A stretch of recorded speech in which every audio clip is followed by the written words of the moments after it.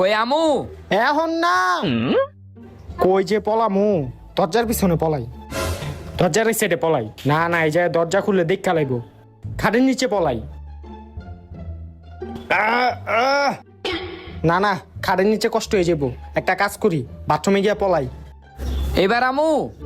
আরে না, এখন না, পলাইলে ওই।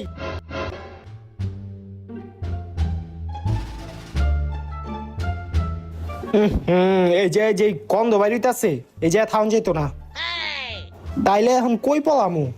কিরে এবার আমুনি? আরে এখন না, পলাই লই। কই যে পলাই। হ, এই জায়গায় পলান যায়। ওই আয় এখন। হ আইতাছি। এই জায়গায় থাকলে ওই হারা দিনও খুঁজে পাইব না আমারে।